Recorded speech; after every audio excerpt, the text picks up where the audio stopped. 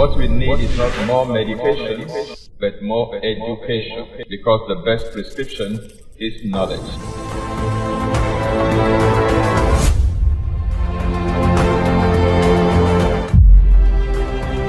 This is Exposé coming to you live from Lagos, Nigeria, every Monday on Instagram, YouTube, and Facebook simultaneously.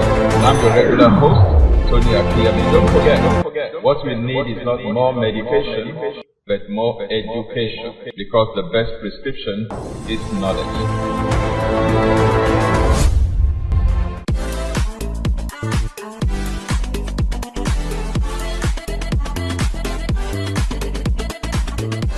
Hello and welcome to Exposé with Tony Akinyemi this beautiful Monday evening. We share information for health transformation. What we need as our axiom is not more medication, but more education, for the best prescription is knowledge. But before I commence today on the new series we are going to be looking at, the medicinal properties of certain herbs. The medicinal properties of certain herbs and spices, okay? Let me thank all of those who participated in our just concluded Divine Impact Summit that ended this past Sunday, February 2, just yesterday. We appreciate you. We thank you for your prayers. We thank you for your support. We thank you for your encouragement. We thank you for every sacrifice you made to make it happen. We believe you encountered the Word of God. We believe you encountered the Spirit of God. We believe you encountered the power of God and the love of God, as well as the love of the brethren, of the saints of God. And we believe that you have very beautiful memories of your participation, whether in person or virtually. And I pray that your testimonies will keep rolling in and rolling in and rolling in. We thank God for salvation. We thank God for healing. We thank God for, deliverance, for restorations. We thank God for diverse miracles. To Him be all the glory. We thank Him for everything He did during Divine Impact Summit. We are full of gratitude. And I want to encourage you too, to express that gratitude and thanks to the Almighty God for His wonderful works among the sons and daughters of men. Thank you. And God bless you. So today we start another series on the medicinal properties of certain herbs and spices. I'm going to start off with a Bible passage in the book of Psalms. Psalm 104, verses 13 and 14. Okay? Maybe we can add verse number 15 to it as time goes on. It says, He waters the hills from His chamber. Speaking about God now. God watereth the hills from His chambers. So when rain falls from heaven upon the earth, it is a deliberate act of God. It is not just something that happens of its own accord and out of the blues. God is the one who orchestrates it. He is the one who waters the soil, the hills, the land, with rain from His chambers, and there is a purpose for doing that.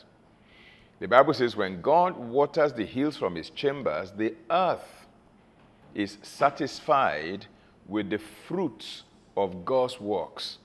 Every living thing that God has put on the earth is nourished, is fed, is satisfied with the fruit of God's works.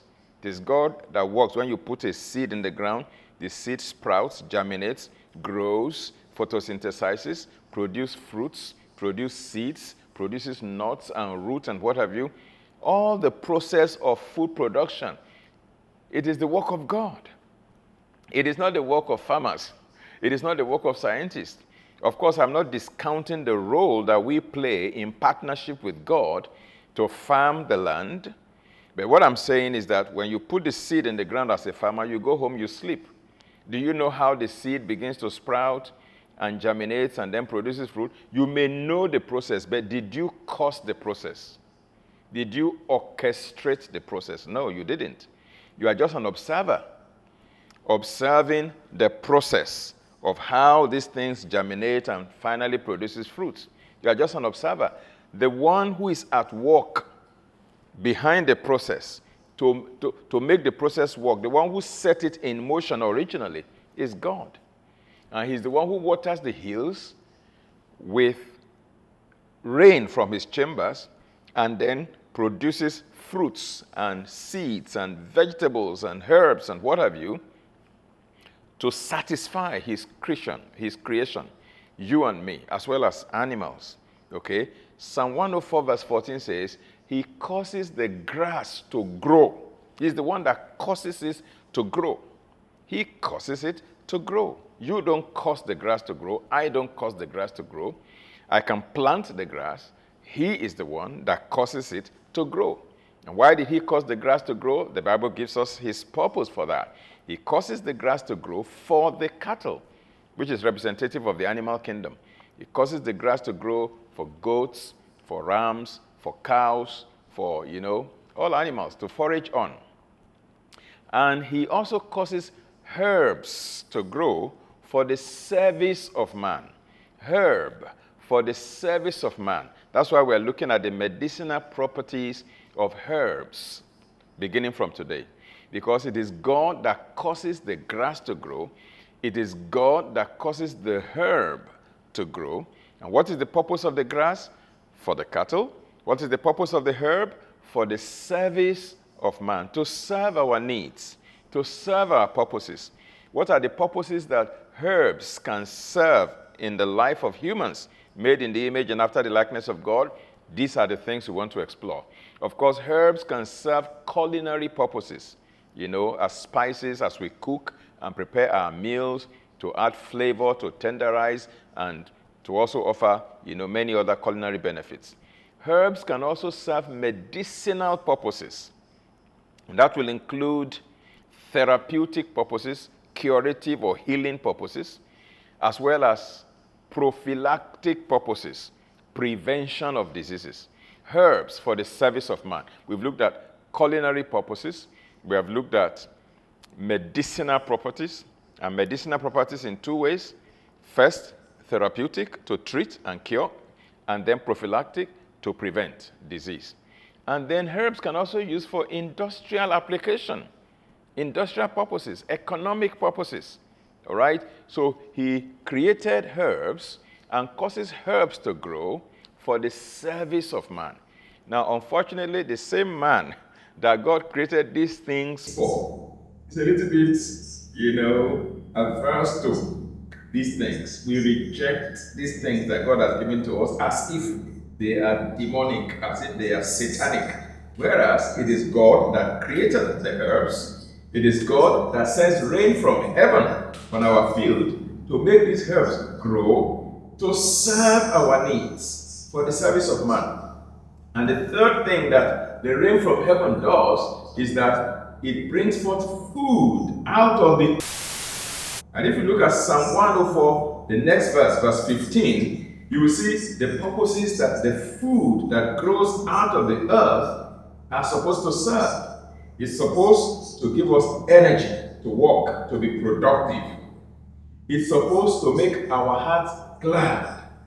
And it's supposed to make our faces to glow, to shine. Okay? It's for geriatric purposes, to make you look younger than your actual age. Alright? These are the purposes for which God gave us rain, to produce grass, to produce herbs, and to produce food. Each one for its own purpose. So herbs are God's wonderful gifts to mankind. Since the beginning of human history, herbs have been used for their therapeutic purposes, that's healing purposes, as well as prophylactic purposes, disease prevention values. Unfortunately, with the advent of modern medicine, what we call orthodox medicine, the use of herbs in addressing disease conditions has been relegated to the background, sometimes even labeled as quackery or even fetish. But the truth of the matter is that herbs have so many healing benefits, to offer humanity, if only we will accept them as God's gift and explore their medicinal properties among others. So beneficial herbs grow everywhere, largely uncultivated by anyone. Now, God makes them cheaply available so that even the poorest of the poor can access them and use them almost for free. I mean, things like what we call water leaf here in Nigeria. I don't know people who cultivate water leaf, they just grow anywhere. Very cheap, very affordable, very available, and yet powerhouses of medicinal value. God has always been there for the weak and the disadvantaged. Unfortunately, many of the very same people who should benefit from the use of herbs have been biased against its use by many, particularly in the scientific community, in the medical profession. You see, the unusual benefits of some of these herbs are sometimes very, they say it's too real to be true, or how do they put it now? Sometimes people don't believe that these things can actually be accomplished by these herbs. See, the usual argument is that herbs are unproven remedies. And my usual response to that is, if we all turn up our noses at herbs, who then will prove them? Who is going to prove them? If they are unproven remedies, then let's go ahead and prove them. If we all turn them down, we don't want to touch it with a long pole, who is going to prove them, and when are they going to become proven remedies? Now, the current so-called proven remedies of today, were they not unproven at one time or the other in the past? See, today's unproven remedy can also become tomorrow's proven remedy, if only we will give it a chance. So all I'm saying is, let's give herbs a chance. Glory be to God. Now, the only reason that many natural remedies have not been researched and clinically studied, to the best of my knowledge, is because natural products are not patentable. You know what patents are? When you patent a product, it means you own the monopoly of that. The only person who is authorized by government to produce that product and market it, nobody else can, because it's your patented product. But natural substances, herbs, are not patentable. The laws of countries around the world do not allow an individual to lay claim because you are not the creator of that herb. Only God can patent them if he wants to, because he created them.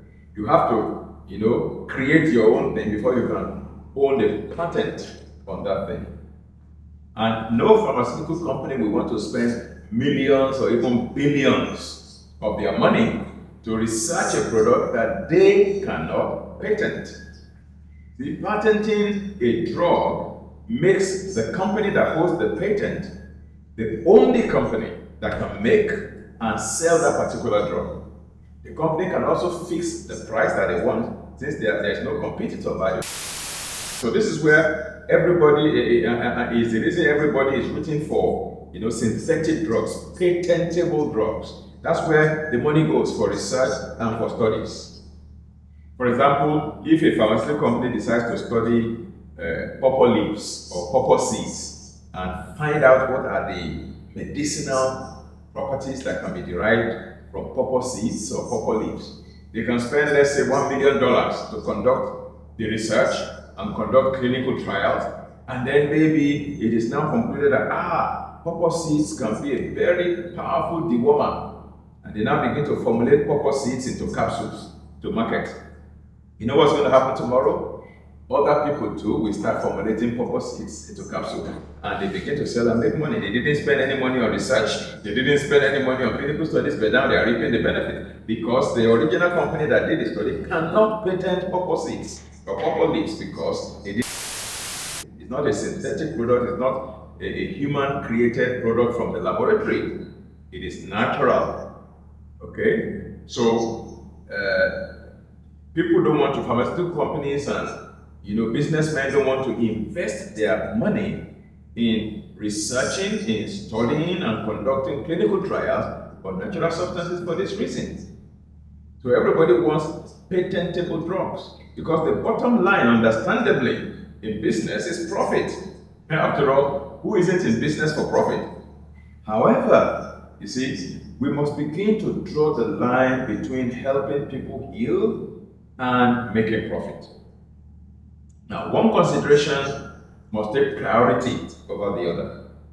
And until the health of people becomes our priority and profit becomes secondary, we will not go far. We won't go any far in this real healing protocols for those who need it. Because you see, when it comes to the mix of generating or producing products to heal people, to cure people of their ailments, and making money, generating profit in the process of doing that, see, there's a delicate balance. If I produce a product now, for example, that a diabetic patient takes for 7 days and is cured of his diabetes, he's not going to come back to buy that product from me anymore because it's cured. But if I create a product that will not cure the diabetes, but will help to manage the diabetes, just help to control the blood sugar of the diabetic so that it doesn't go out of range to start causing systemic damage, organ damage, gland damage within the system, and that person continues to need that medication that will keep his blood sugar under control 30, 40 years, then I have a sustained customer and I can be making money from that customer for the next 4 decades. Because as they say, a cured patient is a lost customer to the pharmaceutical industry. That's why you find that most of the drugs developed are not necessarily to cure, but to manage. Because that's the only way you can continue to make money. As far as I know, there's no pharmaceutical drug out there in the market that has been developed to cure hypertension or to cure diabetes. That's why medical practitioners will tell you, once diabetic, forever diabetic, just manage your diabetes, take your drugs, take your medication, be compliant. Same thing, hypertension. Once hypertensive, forever hypertensive. Just make sure you are compliant, take your medication. Take your medication. It's for life. Because the design is such that the medications are not developed to cure. There could be medications developed to cure, but there's no money there. Because once the person takes it for a week or for 2 weeks or for 1 month and is cured, that's the end of it. You don't make money from that person anymore. So I personally believe that the forests of the world, with all the trees, all the vegetables, all the herbs, all the fruits, all the seeds, all the nuts, and what have you, the forest of the world is the real pharmacy. And I spell it F-A-R-M, pharma. F-A-R-M-A-C-Y, pharmacy. That's the real pharmacy. I believe that the remedy for every known human disease and even unknown human disease already exists in nature, somewhere in the forest. See, God couldn't have placed us here on planet Earth without making adequate provisions in advance and providing the panacea for all that we could ever come up against in the course of our life's journey.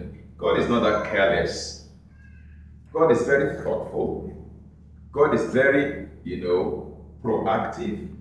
God is well organized. I mean, even as human beings, if we have an event that is upcoming, we know how we plan, how we prepare, how we dot all the I's and cross all the T's, how we check all the boxes to make sure that everything is set so that nothing goes wrong. We have things made available in case so that we can mitigate.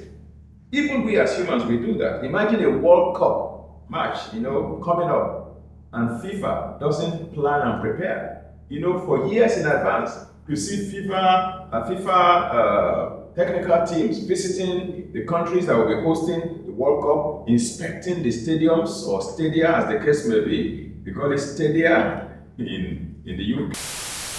They call it stadiums in America and Canada. All right? They go around inspecting the stadia and the stadiums to make sure that everything is okay. They check all the hotels. They check transportation system. They check everything relating to the event.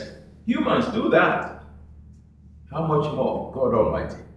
Before he put humans on the planet, God was painstaking. He took his time. He created everything that man would ever need. Day 1, day 2, day 3, day 4, day 5 of creation. Even day 6 of creation, the first part of day 6, he kept creating and putting in place everything that his crowning creature would ever need, because humans are the crowning creature of God. He made us in his own image, after his own likeness, and he wanted the table to be set, everything to be in place before he placed us here. I personally believe that God couldn't have placed us here on earth without, first of all, making adequate provisions and providing everything that we would ever need to tackle the challenges that we will ever come up against. Now, these things can come in the form of raw materials. We may now need to put them together as finished products before we can use them. So all we have to do is to look a little further, and we'll find the remedies for, diseases that are becoming intractable, more or less, and are classified as incurable, more or less. HIV and AIDS, cancer that we've been fighting since the 1970s, since the days of President Richard Nixon, that declared, war on cancer, and that war, in my view, has not yet been won. In fact, it looks like conventional medicine is losing the battle against cancer. These days, we even have what they call turbo cancers ravaging everywhere, and it seems as if we're helpless. But I believe that remedies and all of that debilitating and so-called incurable diseases afflicting humanity already exist, particularly in the rainforest of the world, in the form of herbs, nuts, and seeds, if only we'll be open to it and search for them. Don't go away. This is getting interesting. When I come back, we will continue this beautiful conversation on the medicinal properties of certain herbs and spices. I'll be back very shortly.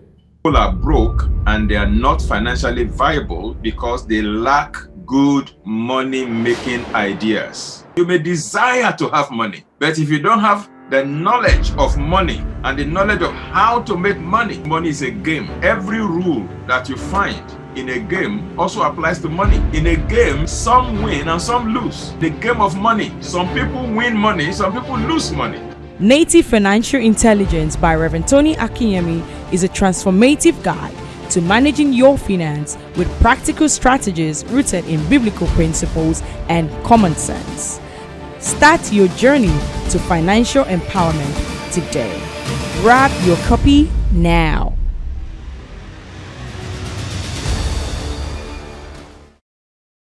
Welcome back. This is still Exposé with Tony Akinyemi. What we need is not more medication, but more education. For the best prescription is knowledge. In this series, we have started looking at the medicinal properties of certain herbs and spices. And we started out with Psalm 104, verses 13, 14, and 15. God gave rain from heaven to fall on the earth so that the earth can produce 3 categories of things: produce grass for the cattle, everything to feed the animal kingdom, and produce herbs for the service of man, and food to nourish, to strengthen, to make us glad, and to make us look young and fresh. Okay, and I'm saying that we probably need a paradigm shift to change our attitude towards these God-given gifts, particularly herbs. I personally believe that there are no incurable diseases. You see, to declare that a disease is incurable, in my opinion, is to exhibit arrogance in ignorance. The fact that you don't know something does not mean that that something does not exist. You may not know how to solve a problem, but it doesn't mean that the solution to that problem does not exist somewhere. Just admit that you don't know, but don't say it doesn't exist. So to say that a cure does not exist, if you say, we don't know yet, I will agree with you. But to say there is no cure is simply exhibiting arrogance in ignorance. Now, we may not have discovered the cure yet, but I believe that the cure of every disease known to man already exists somewhere. In some vegetable, in some herb, in some fruit, in some tree, in some shrub, in some nut, in some grain, in some legume, in some fish, in some animal somewhere, in the soil somewhere. It exists on the planet. And I'm glad to observe that, you see, the Western world and the medical community in particular is beginning to wake up and open up to the need to explore, embrace natural remedies such as herbs for addressing common medical conditions, as opposed to the previous paradigm of using only synthetic remedies that are fraught with uncomfortable and sometimes dangerous side effects. Now, I'm aware of the risks involved in the use of herbs, as in the use of pharmaceuticals. Now, the risk will range from, dosage problems to no placebo-controlled, double-blind studies, issues, to no clinical trials issues, to sometimes the inclusion of fetish practices in herbal medicine. People saying incantations, offering animal sacrifices, to appease some satanic or demonic god somewhere, and so on and so forth. These are there, as we often see in many parts of Africa. But in my opinion, these are mere challenges that we must seek to overcome. They shouldn't deter us from exploring this vast field that God Himself has graciously blessed humanity with. Now, while in this episode, we are not going to provide, maybe even in subsequent episodes, we are not going to be providing an elaborate report and scientific studies on herbs and their medicinal uses. Yet, what we will seek to do is to attempt to stimulate your interest, in first of all, appreciating what God has provided for us in nature. At least getting you to appreciate the fact that this is a gift from God. Herbs are a gift from God. And then becoming interested in tapping whatever health benefits or even economic benefits that these herbs may offer us, either as individuals or as a nation. These are the things we're going to be looking at. Okay? Now, I believe in divine healing. Don't be. I'm a pastor as well, and I have seen God heal all kinds of diseases before. Believe me. Just by praying for the sick, by laying hands on the sick. I've seen miracles. I've seen signs and wonders. However, I also believe that herbs are gifts from God as well. And we can take advantage of both, God's supernatural and natural provisions for our own health. They are not mutually exclusive. It's not a matter of choose this or that. We can have both. They are not mutually exclusive. We can choose both for our health, our wellness, our longevity. Herbs can serve various medicinal purposes. They can impact the human body in several ways, the same way that pharmaceuticals do. For example, there are herbs that serve as alteratives. They are called alternative herbs. These are herbs that stimulate changes of a defensive or healing nature in the body. They alter the course of things. They are called alternatives.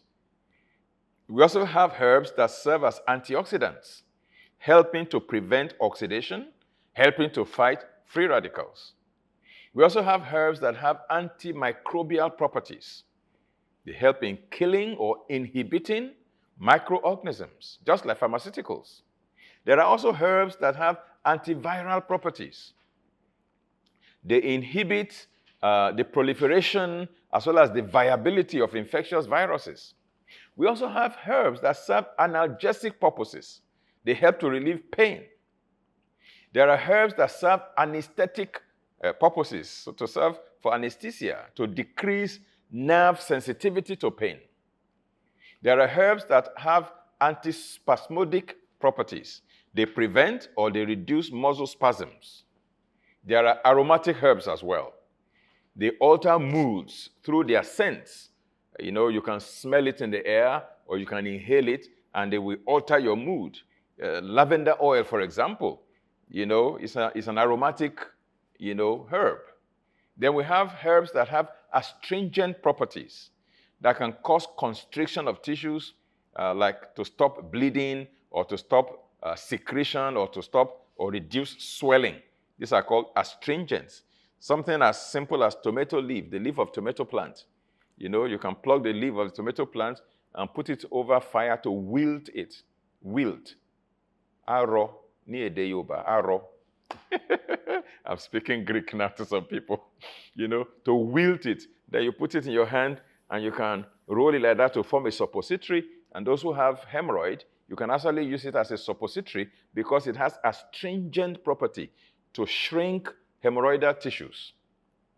There are herbs that also serve diaphoretic, effects. They have diaphoretic effect to increase perspiration, to make you perspire. If you take chili pepper, for example, pepper soup, you start sweating. That's diaphoretic effect. Then there are herbs that have diuretic effect to increase urine flow. And there are herbs that can be used to serve as expectorants, to stimulate the outflow of mucus, as to make cough productive, to produce and release phlegm, particularly from the respiratory tract, okay, and your throat.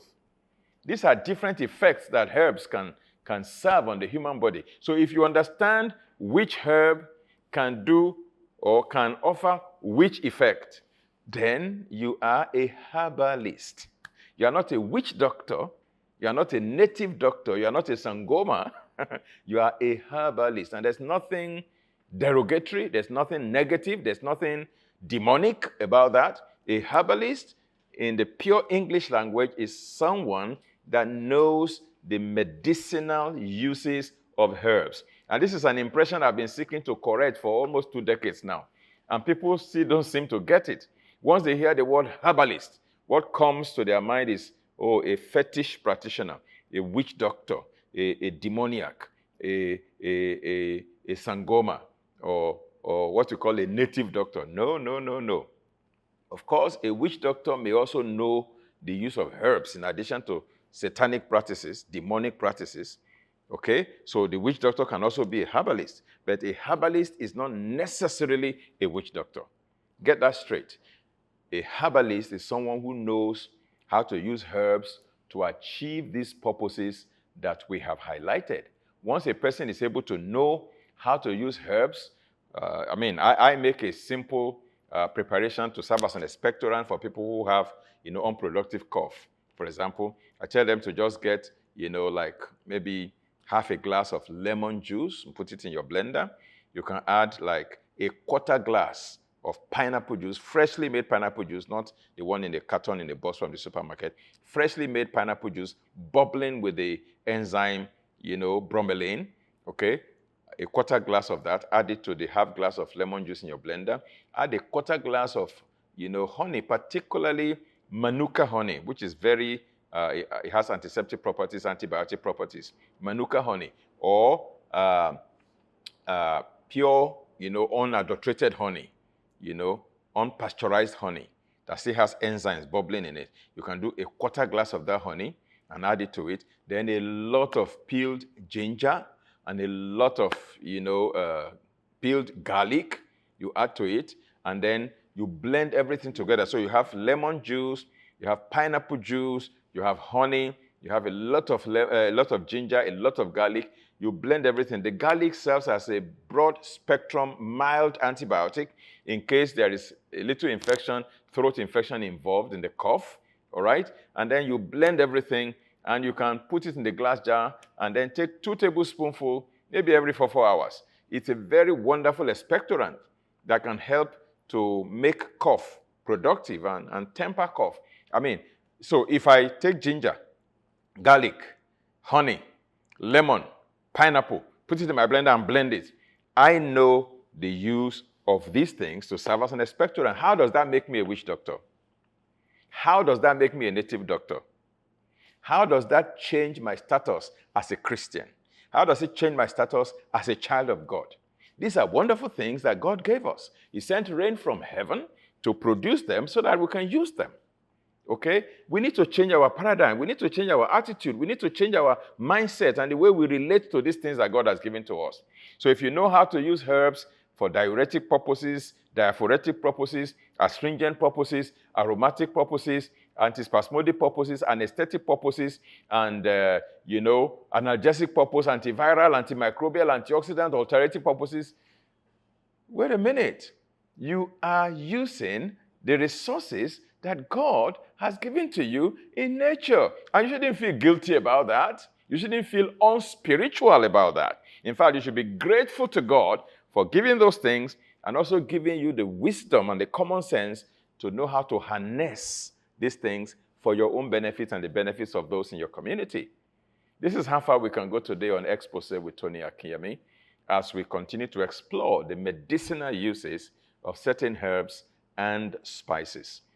Keep a date with us every Monday, 8 p.m. West African time on YouTube and Facebook. And if you are yet to subscribe to our YouTube channel, please go ahead and just click on the subscribe button right now. Also give us a thumbs up. Click on the thumbs up button. Click on it. Don't raise a thumbs up emoji. That's not what I'm asking for. There's a thumbs up beneath the screen of your device where you're watching this. That thumbs up sign is what I want you to click on, okay, to give us a thumbs up. And then you can click on the notification bell as well so that your device, either your phone or your iPad or your laptop or your desktop, wherever you're watching it from, can always notify you whenever another episode comes up. Once again, see you next week, same time, same platform. Have a terrific testimony-filled week. Enjoy the provisions of God, the herbs, the food, and everything He has provided to make life wonderful and to give you a rich and satisfying experience on the planet. God bless you. Bye-bye. I love you. People are broke and they are not financially viable because they lack good money-making ideas. You may desire to have money, but if you don't have the knowledge of money and the knowledge of how to make money, money is a game. Every rule that you find in a game also applies to money. In a game, some win and some lose. The game of money, some people win money, some people lose money. Native Financial Intelligence by Reverend Tony Akinyemi is a transformative guide to managing your finance with practical strategies rooted in biblical principles and common sense. Start your journey to financial empowerment today. Grab your copy now.